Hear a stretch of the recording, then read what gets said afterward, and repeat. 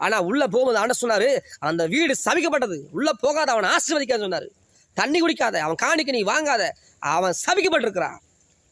நான் பார்த்தேன் அவங்க வீடு அவ்வளோ ஆசீர்வாதமா இருக்குது. உள்ள ஃபுல்லா மார்பிள்ஸ், வெளியே இருந்து லாஸ்ட் வரைக்கும் மார்பிள்ஸ், வீடு அவ்வளோ சூப்பரா இருக்குது. ஆனா உள்ளுக்குள்ள பார்த்தா அவ்வளோ பிரச்சனை. 100 பகன் நகை அப்படியே அந்த அம்மா கையில் காலில் எல்லாம் நகை. அந்த வயதான அம்மா ஒரு 80 வயசு இருக்கும் அந்த அம்மாவுக்கு.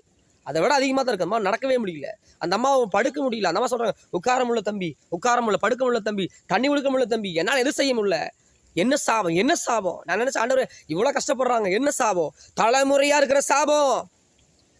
ஏழைகளை ஒடுக்குனா, திக்கட்டகளை ஒடுக்குனா அவன், அதனால சாபம், சபிக்கப்பட்டு கிடக்குறான். சொல்றது புரியுதுங்களா? சாபம் சபிக்கிறவங்கள ஆசீர்வதின்னு சொல்றாரு. ஆனா சாபத்தை ஒரு சில மனிதர்கள் வாங்கிக்கிறாங்க. எப்படி வாங்கிக்கிறாங்கன்னா, ஏழைகளை ஒடுக்கிறனால, திக்கட்டங்களை ஒடுக்கிறனால.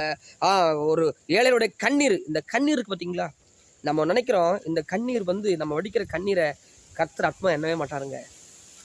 இந்த செய்தி கேட்டுக்கொண்டிருக்கிற உங்களுக்கு சொல்கிறேன், அநியாயம் செய்கிறாங்களா? உங்களுக்கு அநியாயம் பண்ணுறாங்களா? அநியாயத்தை பார்த்து தாங்க முடியலையா? இப்படி அநியாயம் பண்ணுறான்ப்பா, இவன்லாம் நல்லா இருக்கிறான்ப்பா நினைக்கிறீங்க. ஆனால் வேதம் என்ன சொல்ல தெரியுமா? வேதம் என்ன சொல்ல தெரியுங்களா? துர்மார்க்கன் அறுப்புண்டு போவான்னு சொல்லுது.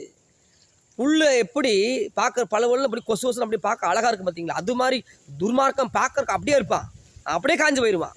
ஆனால் நீதிமான் அப்படி இல்லை, பனையை போல செழிப்பா. தேவ பிள்ளைய, தேவச்சனமாக இருக்கிற பிள்ளைய நான் சொல்லுகிறேன், உங்களுக்கு சொல்லுகிற சகோதரியை சகோதரன் உங்களுக்கு சொல்லுகிறேன், நீங்கள் சபிக்கிறவங்களை ஆசீர்வதிங்க. அதுக்கப்புறம் பாருங்க, உங்களை நிந்திக்கிறவங்களுக்காக ஜெபம் பண்ணுங்க. இது அதை விட கஷ்டம், எல்லாத்த விட இது பெரிய கஷ்டம். ஆண்டவர் சொன்ன கட்டளை இதை விட கஷ்டம். நம்ம நிந்திக்கிறவங்களுக்காக. நம்ம நிந்திக்கிறவன் 1000 பேர் நமக்கு இருக்கிறான். உங்களுக்கு ஏதாவது நிந்திக்கிறவங்க எல்லாரும் இருக்கலாம் இருக்காங்க. நம்மளை குறை சொல்லாமல், நம்மளை குறித்து குற்றப்படுத்தாதவங்க யாரும் இருக்காங்கன்னா இல்லவே இல்லை. நம்மளை குறை சொல்கிறவன் இருக்கிறான், நம்ம உட்கார்ந்தா குற்றம் சொல்கிறவன் இருக்கிறான், நம்ம படுத்துங்கன்னா குற்றம் சொல்கிறவன் இருக்கிறான், நம்ம என்ன செய்தாலும் குற்றம் படுத்த இருக்கிறான். ஆனால் வசனம் சொல்லுது, நிந்திக்கிறவனுக்காக ஜெபம் பண்ணுங்க. நிந்திக்கிறவனுக்காக ஜெபம் பண்ணுங்க. அவன் நிந்தனை பண்ணிட்டானா, அவனை பார்த்து ஆண்டவரே என்னை நிந்திச்சிட்டானே அப்படின்னு அழுகாதீங்க. தேவ சமூகத்தில் உட்காந்து அழுங்க. ஆண்டவரே நிந்திக்கிறாங்க, தேவ சமூகத்தில் அவனுக்காக ஜெபம் பண்ணுங்க.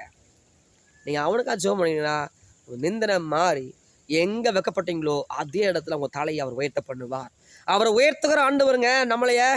அவருடைய கட்டளைகளை பின்பற்றினா நம்மளோட வாழ்க்கையை ஆசீர்வாதமாக மேன்மையானவனுங்க, மேன்மையாக இருக்கும். சரிங்களா? தேவ பிள்ளைகளாக இருக்கிற உங்களுக்கு சொல்லுகிறேன், தேவனுடைய செல்வி சுமக்கிறேன்னு சொன்னாங்க. நீங்கள் உங்களுக்கு நான் சொல்லுகிறேன், நீங்கள் மற்றவங்க யாராவது உங்களோட தூசிக்கிற பண்ணுறாங்களா, அவமானப்படுத்துகிறாங்களா, கவலைப்படாதீங்க, அவங்களுக்காக ஜெபம் பண்ணுங்க. ஏசப்போட இறுதி அதுதாங்க. கல்வாரி சிலுவையில் தன் ஜீவனை கொடுக்கும் போது எல்லாம் ஏளனம் பண்ணுறான். வானாதி வானது மற்றும் இந்த சர்வல தெய்வம் நினைச்சாருன்னா சிங்காசனத்திலேருந்து உட்கார்ந்துருக்கிற பிதாட்ட ஒரு தேவதூரை கட்டளையிடுங்க.